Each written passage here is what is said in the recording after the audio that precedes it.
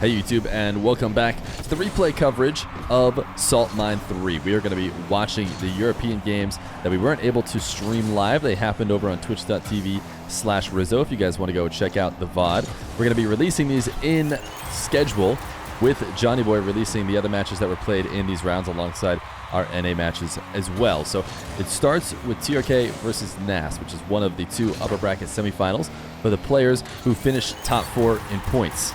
TRK finishing number 2 and Nass finishing number 3. Nass finishing behind TRK in overall points, even though he came with a tournament win. And a lot of that has to do with this final performance from TRK in his group, grabbing 10 points and pushing him out ahead of Nass when Nass had a little bit of an underperformance in his group stage. Now Moxie, the number 1 seed, playing Roas, the number 4 seed, who was very consistent through every round, made it into those upper bracket semifinals, but lost in each one. Now we're going to see how those two fare and how TRK and Nass fare. These guys, I believe, actually played in Stage 3 pool play. I'll double check right now, but yes, TRK and Nass went in favor of TRK as... Oh, actually, I take that back. That was actually the one that TRK lost. I had assumed that he had won all of them. Or sorry, I assumed that he had won this specific match because he went 4-1, but no, his one loss was actually to Nass, and it was 3-1. So Nass 3-1. He dropped a couple other games to other players, which is why he didn't finish as high as TRK. So maybe the one thorn in TRK's side is Nass as he comes into this upper bracket semifinal. He has an opportunity to show that that was a fluke, that he is playing at the top of his game, and he'll easily take down Nass. Right now, he's up 5-0, so he's certainly on track to doing so, as Nass has yet to find his footing.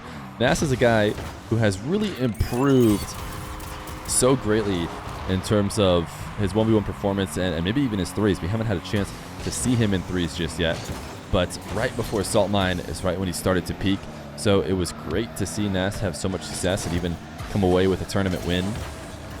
So far, I would say Nass is the big surprise out of the whole event, because at the end of the day, what's most interesting, if you ask me, is who's able to come out on top, who's able to prove to be the best of an entire region. Moxie did that the first time around. That's no surprise. We've seen him do that before. Over in North America, we've had First Killer and Daniel. That is also no big surprise. Everyone would expect one of those two guys to be able to do it. And Nass is the new champion. Now, Nass is the guy who, before Salt Mine 3 started, people probably would not have him on their list of champions, and yet here he is proving that he has what it takes. So Nass is one of the great surprises. That's a great shot from TRK, and it is a 7-1 lead for Nass. Nass completely lost. As I talk him up, maybe he isn't doing as well as he would have hoped, because 2 minutes in, it's already a Brazil in favor of TRK. Now, Nass, he has, previously maybe been criticized as being a more ground-type player, a little safer ones player, but he has certainly brought every part of the ones game into his arsenal in his way to becoming a Salt Mine champion. But surely what people will remember is who comes out as the final winner. Don't get me wrong, I think that these previous Salt Mine wins should be held in very high esteem, on the levels of, or maybe even ahead of many other tournaments, because of how tough it is to get these wins. But certainly, the grand final will be the one to really decide. That is a great shot from TRK. He is up 8-1. Talking about a guy who hasn't won a big tournament before, I don't think. I'm trying to think of the biggest 1v1 tournament TRK has won. He's spent time as the best player in the world, it seems, but he's never quite had the edge at the right times. He's made his way deep into tournaments, but ultimately, he hasn't made it all the way through. Now, that being said, he has made it through Game 1 just fine. He wins 9-1 in a forfeit at 2:08 minutes. Game number 2 between TRK and Nass. Nass immediately trying to switch things up after having a rough go of it in the first game with a delayed kickoff, something that a lot of players will use in cheeky situations towards the end of games in order to get single goals. But right now, the whole match is a cheeky situation for Nass as he has struggled. And TRK actually converts despite the switch up by Nass. He ends up powering through on a low 50. Nass collecting boost. And trying to prep for some bit of offense that he hasn't really had at all. And ends up finding nothing. This is a good interception, though. trk didn't protect the ball as cleanly as he should have. Nass able to intercept. It is worth mentioning, if you guys haven't watched the replay coverage with the Salt Mine overlay, you will have to look into the top for the boosts. Have that mini-map in the bottom right, the best we could get with in the software to work. Nice, that's a great shot from Nass off the ceiling. Using that reset. I mean, no one around, but still, it was impressive to outplay trk. And the finish is smooth. Especially considering Nass struggling for any offense at all. Gets a demo, wants to convert on it, plays quickly, and does exactly that. He played it about as safe as he possibly could, and that is that 1v1 IQ that you will see often from Nass. The chip off the side wall, all it takes is a double jump into the top right.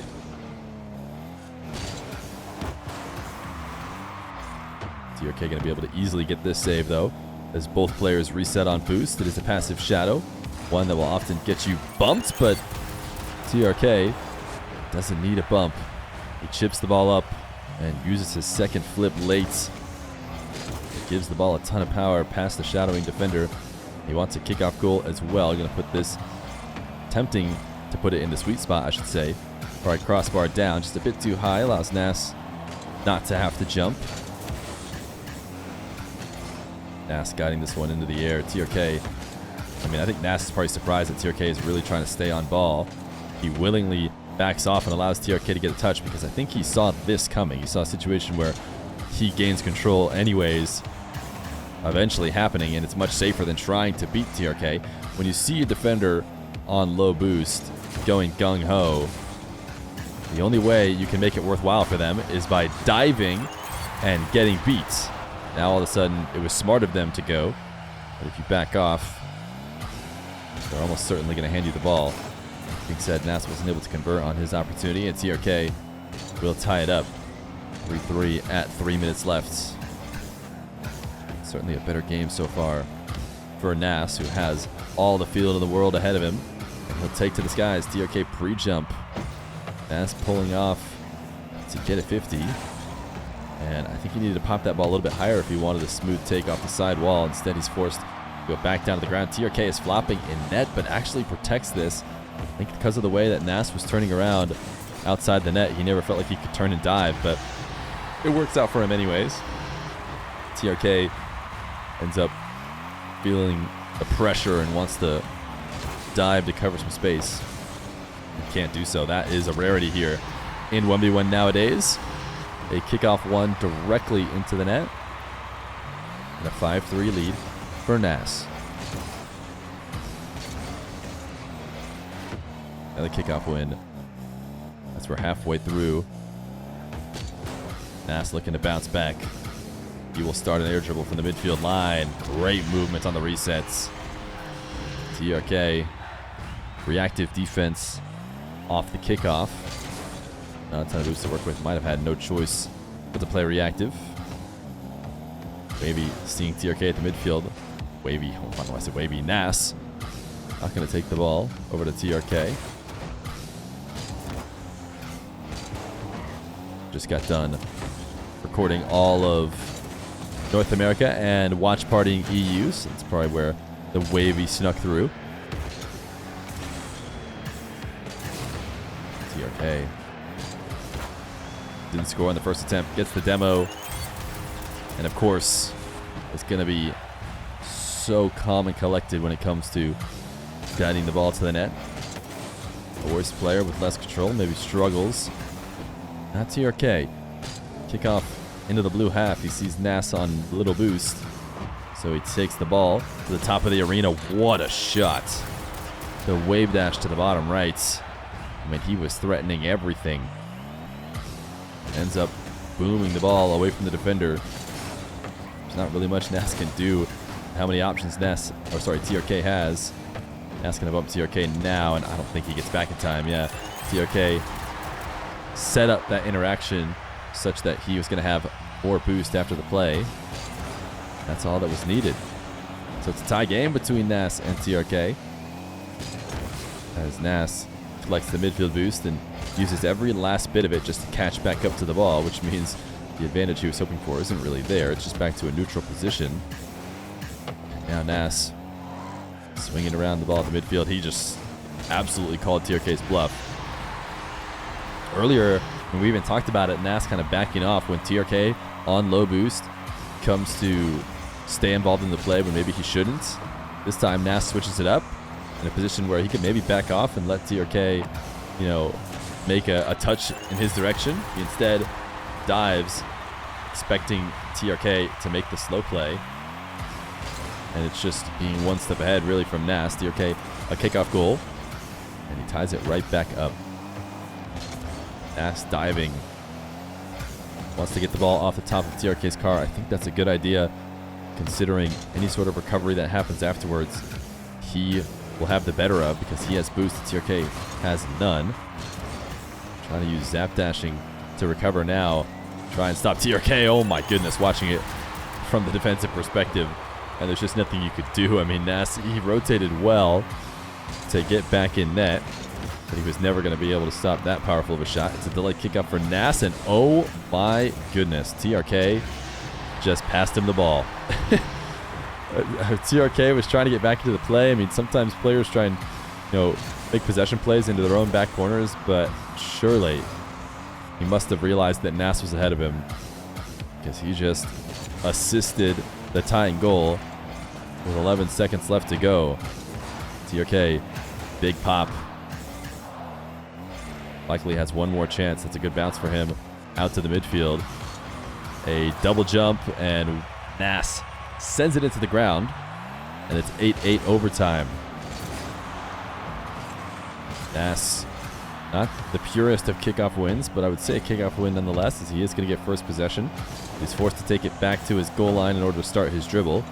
Will he be going for a demo? No, he's actually just going to react on the goal line, and he does slow the ball down. Seems like a big risk to not go for either the ball or TRK.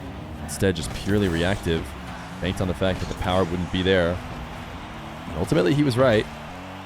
Now TRK still with possession. Back again. Both players with boost. Tries to pull off the 50. Probably didn't pull off in time. Oh, nice recovery to stop Nass from getting the counterattack. Nass actually pops this around TRK. TRK dove, expecting Nass to leave, but Nass, I mean, he has no boost. He's got no choice but to stay on ball. And he caught TRK flying past the play.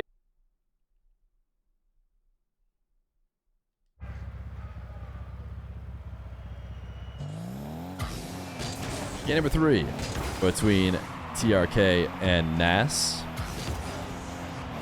Nass able to tie it up. Feels like courtesy of a gift from TRK, considering he literally passed the ball to Nass in order to make it possible. TRK has to not let that tilt him into oblivion. Nass wants the pinch. The arc is just barely off.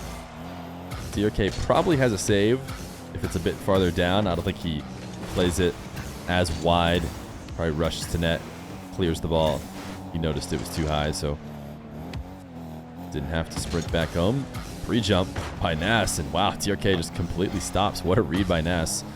Started the air dribble long before it started, but TRK, he wanted to play the possession. He actually held on to boost and backed off, which was smart. He ultimately got that follow-up play, but couldn't make anything out of it. That's a perfect 50 for Nass, and he's on the board. The side flip controls the ball. Nass has the lead. TRK, a kickoff goal to match. 1-1. All the hard work is matched in mere moments.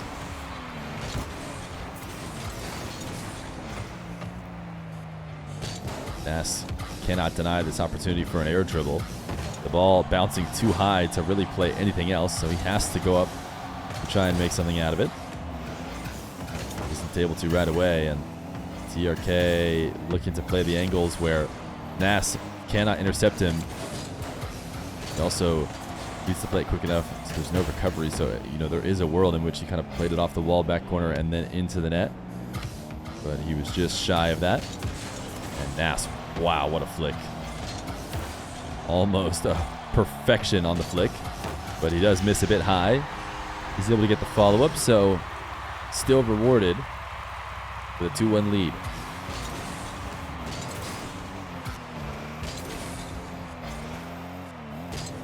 TRK, what a great first touch, and an empty jump to get this dribble going. Looked like he was going to try and cut back to the opposite post.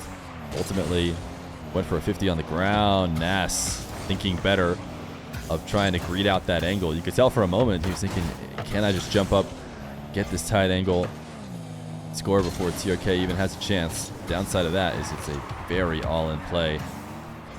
If you do miss, you're likely missing off the backboard, and it's a pass to the opposition, and you're out of position. So he decides not to do it. Probably wise decision. Now he gets scored on anyways, though, as TRK pops the ball and flicks the reset over the top. Something that he has done very consistently here in this matchup. TRK, a couple camera checks. See what he's dealing with off the kickoff. Sees Nass coming, decides to back off. Nass is actually playing really aggressive on the ball, but won't be able to affect this play. Huge clear, boost steal for Nass. TRK doesn't really need it, though. Shooting at Supersonic was not wasting any boost to do that. His air dribble gets stopped. Will he play it out of the corner? He'll try to. But Nass on very little boost, and he does chip it past him. You have to play passive, almost far away from the ball, but just at the right time in order to win those 50s, especially if you try and win it the way TRK did, where he has the ball roll out to him and then chip it over the top of the defender. TRK wishing he could demo Nass on the back wall, unable to connect as Nass's air dribble is stopped. He is going slow so that he arrives at the corner right when it spawns. Doesn't want to get there too early. Wants to make sure he steals that from TRK, and also doesn't want to have to hit the brakes to do so. Wants to keep a smooth transition through the corner. He's got himself another possession. TRK behind the ball.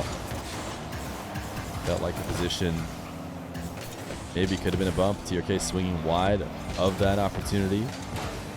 Nass ultimately can't really get underneath that dribble. TRK has been lethal here, and I think that was a good recognition by Nass that he has to challenge early before it becomes too late. That's great adjustment. He has not been able to intercept TRK's dribbles if they get past that point. In fact, he was still just barely there in time. He correctly read that TRK was using the flip. Intercepts to tie the game. TRK trying to go that near corner.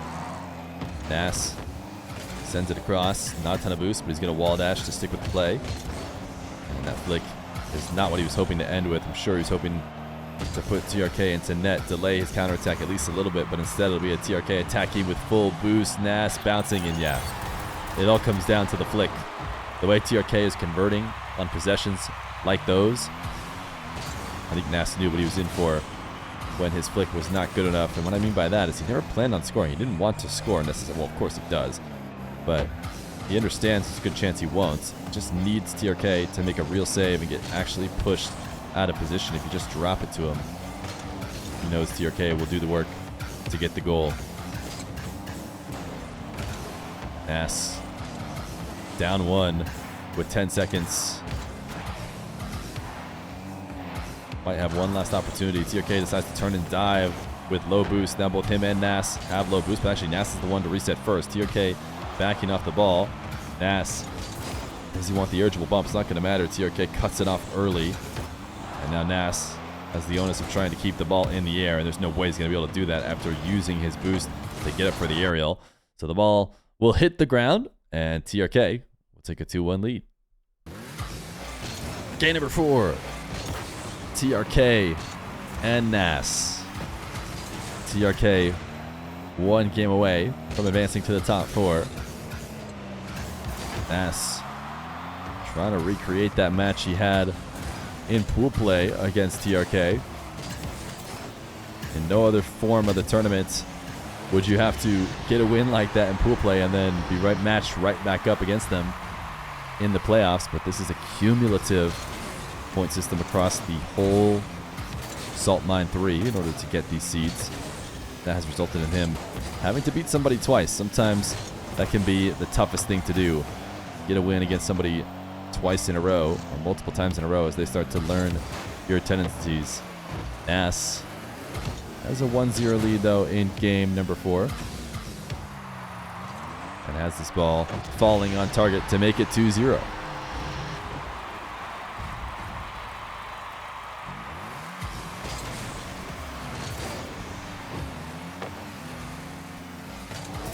Wavy is not playing in this game. Nass is. And Nass wins the kickoff.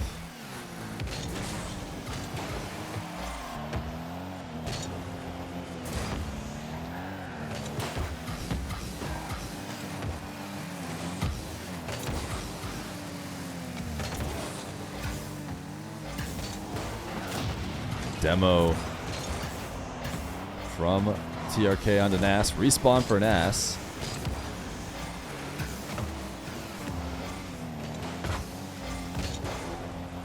Interesting recovery from TRK. Wow. So calm. Knew he wanted to be in the net and wanted to make the save at ground level with speed. Figured the best way to do that was to jump back into it and come out with momentum. Now has the first goal.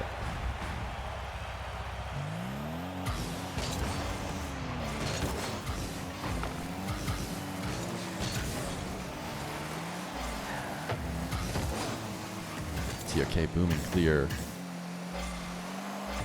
Nass trying to see if TRK is looking to stay in the play, using that reverse cam. Couldn't quite get underneath the dribble to go for the flick, and TRK forcing him back into his own corner again.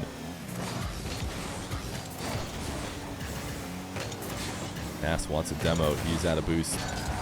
So is TRK. The wall dashes won't save him. TRK wants a clean possession, so he'll take this away from Nass. Nass doesn't want to allow that, as the dunk forces the ball to pinch across the whole field. TRK again wants to set up a clean possession. He's willing to take the ball all the way to his own back wall if he needs to. Not afraid about ball position in this matchup, as these top ones players really shouldn't. They're all, or I shouldn't say, they should be worried about possession. They shouldn't be worried about ball position. Doesn't matter where it's at. All that matters is who controls it. TRK recognizing that. Unafraid to retreat the whole field if it means the ball is under his control.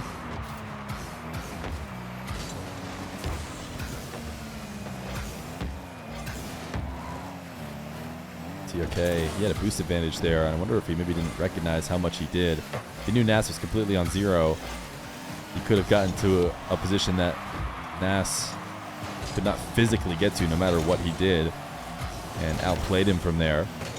But it's scary because all you need is a very small amount of boost. You save a pad somewhere, and you can get up and match anything around that height. Delay kickoff from Nass. As he looks to stay in the series. Actually just bumped TRK back into the corner, but not enough to convert on any opportunity. Instead, he's going to have to attack the defender in net. Has the reset, goes for the fake, and TRK goes flying by as Nass takes a 2-goal lead.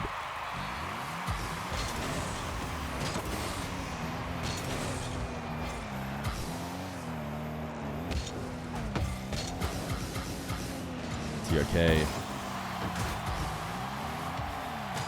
to the goal line, trying to force a 50 through. Both him and Nass low on boost. I am really surprised he didn't try and get a flick into that bottom rights. Felt like there was a window there, but he didn't want to risk it. It was going to be tough, and if Nass did make it back, it would be the end of that possession. But felt like maybe he was in desperation times. Either way, it's going to be a Nass goal.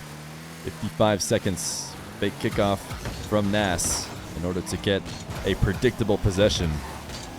What he doesn't want right now is unpredictable kickoffs that result in quick goals in his net. He is outplaying TRK, who is turned up the speed in an attempt to stay in this game. And Nass reading that TRK has to come challenge. TRK looks to close the distance, and a booming power shot past him to give him a 4-goal lead. So with 30 seconds, I was half expecting a forfeit, but it looks like TRK is going to try and find a way. And I can't blame him. You only need a goal every 5 or so seconds, which is absolutely not impossible. And he just allowed for Nass to get a pogo. And wait, we just looked at whoever's running the replay did reset things here. Oh wait, Nass is gone. So that must have been a win. Wait, now Nass is back. Okay, there was some reset issues in the replay, and they decided to come back and play with 15 seconds left to go in a 5-goal lead. I guess to entertain the idea that TRK could maybe get a goal every 3 seconds if Nass decided to let him. It's really the only way. But Nass decided to not let him. So the ball will hit the ground, and Nass forces game 5. Game number 5, TRK and Nass. Nass has found some success in the octane as he looks to try and close out this match and punch a ticket to the top 4 of Salt Mine EU. The winner will be playing their final game today. The loser forced down into the lower bracket, but they have to try and survive using their second life. TRK will be the first to score in this crucial game 5. Nass has been the one to mix up the kickoff in the matchup so far, and he's done so to a good amount of success. To be fair, he's actually also the one who has scored a direct kickoff like he almost just did, which usually only happens when both players are going to standard kickoff. He's able to intercept the dribble from TRK. Tie the game. Delayed kickoff. The cheeky behavior continues to be rewarded from Nass as he fakes a flick here or fakes a side flip, and really TRK shouldn't even feel too bad about it. He knows that Nass has to side flip if he wants to score, and if he doesn't, the ball is headed to the back wall where he's not really too worried about it. That's exactly what happened. He got himself a possession that he just barely misses wide when trying to use. Nass able to avoid the prospect of a demo. Can't quite get a clean possession before TRK forces him back. Now he's going to look to save TRK's weak shots, and TRK dove. He turned back. I think Nass knew he was low on boost. TRK got just enough of a touch, though, to not allow Nass a completely free run. Nass likely going to try and chip this ball high. It's a little bit of a different story once TRK is out of the net, but that is still what Nass goes for. And now a 2-1 lead for Nass. TRK riding the bump from Nass into the back corner. Now air dribble resets. Oh, great use of the front flip. Tail end of the car. Slots the shot. And we're tied again.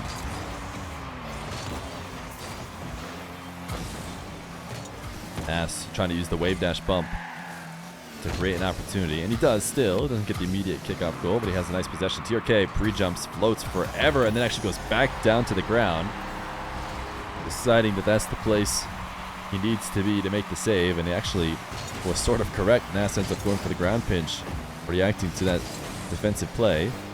Actually still gets it past. What a dive from Nass. These are the kind of dives that I think lost TRK a game earlier in this series. The ones that Nass hasn't really been doing. It's been TRK who's been looking to try and surprise in those situations.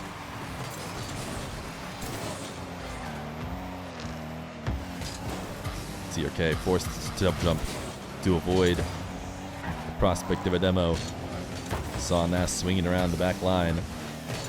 And there is a demo all the same. Not easy to control a possession and leave your own back corner successfully when you have any one of these pro players around pinning you back. A better chance this time for TRK from the midfield. He's had a ton of movement on his resets. This one gets saved as Nass just wins a race. Another midfield attempt from TRK. These are the kind of times it's worth noting that TRK plays on, 90 ping to Nass's probably 20 or so. Actually, I guess we can check. It saves that, doesn't it? Yeah, 90 to 36.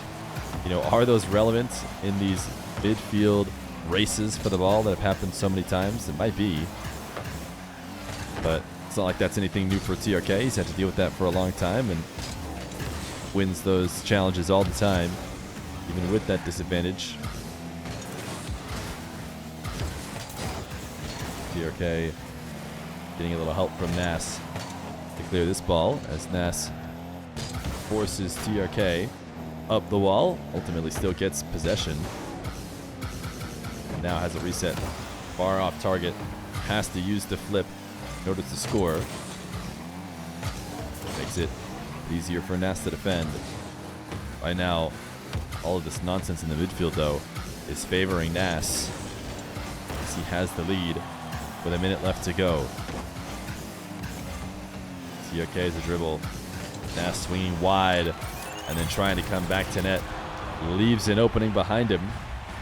TRK able to snipe that. I mean, if you continue to shadow directly back towards net, in theory you could peel off either way. The weak spot is more directly over the top of you.